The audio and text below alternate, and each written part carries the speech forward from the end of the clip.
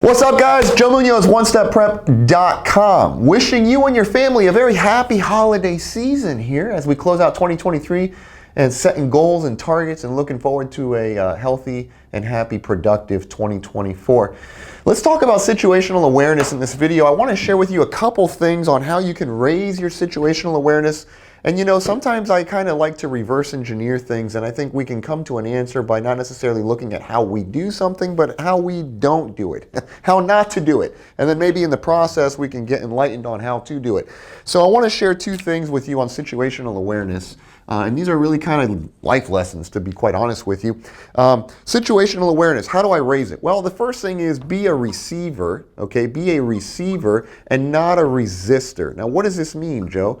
Okay, well, I want to be a recipient of information, of data, of knowledge. Now, the times when you find I'm no longer being a receiver and you're actually being more of a resistor, meaning you're resisting this onboarding of new information, is because you think you know, which all stems from the ego, okay? And I'm going to share with you there's likely a lot more things that you don't even know you don't know. And as you go through the world, you grow into knowing more of these things that you didn't even know you didn't know. That's a lot of O's. Bottom line being that when you're green, you're growing, and when you're ripe, you're rotten. Don't be rotten. Be green and growing and continue to be hungry and curious to have more. So that's the first thing. The other thing I'm going to share with you is who is always most situationally aware. Okay? And I'm going to put this principle here of a triangle. Funny enough, I teach this in the AX3 Train the Trainers course. You know, everybody can Monday morning quarterback. When you're out in the stands watching your favorite game, you know, for me it'd be American football, but whatever it is you're watching, you like soccer, basketball, whatever. It's like when you're outside of the action, you see all the action. And then when you're in the action, you miss some of the action, okay? You tend to get a little bit like this, right? So you hear frequently, the closer you get to the panel, the less you see. The further you get from the instrument panel, the more you see. That's why the observer sees all, right? The instructor can see more from their instructor station back there, and it's true. And you know, I have to share with you, after all the sims I teach and observations I've done and what have you, one of the things I've really taken away is I'm actually the largest student there is. I know you see me doing a lot of instructing, but I'm a larger student not only because I'm interested in learning and being green and growing, but because I'm in a position from which I can observe frequently. And you really do learn a lot there. Now, here's how you can apply this in your actual flying. You see, in the role of a sim or a flight deck or even a classroom, okay, we're going to structure it in the role of the flight deck real quick, and I'm going to flip this triangle. You have a captain, you have a first officer, and you have an observer or a jump seater maybe. In the case of a sim, it'd be captain, first officer, and your instructor or an observer back here, right? And as I said, always the person further from the action is the one that sees the action. Now, the way that you can mentally come back, if you will, or remove yourself from the action is by doing none other than, perhaps you guessed it, utilizing the autopilot. Yes, I'm a big advocate of utilizing the autopilot primarily.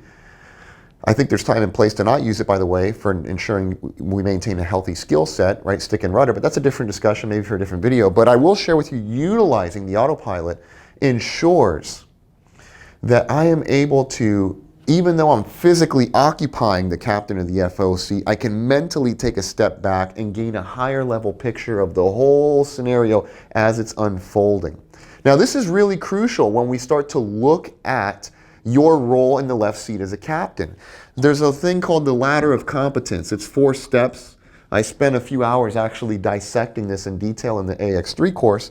But basically down here, you don't know what you don't know, or unconscious incompetence. Then later on, you have conscious incompetence. You know what you don't know. Conscious competence.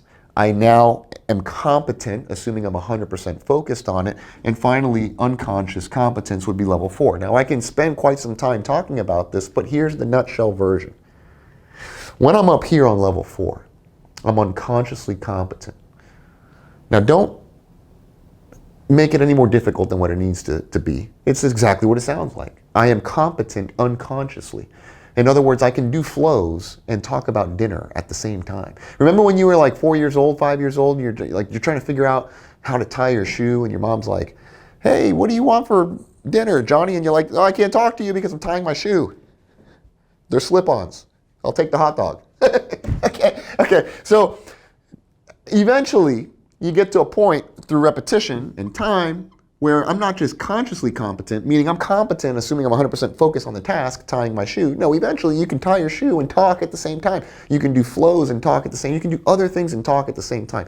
What's interesting is when you're operating up here, this would be level 4, which is entirely, you rise this ladder by reps, repetition, right?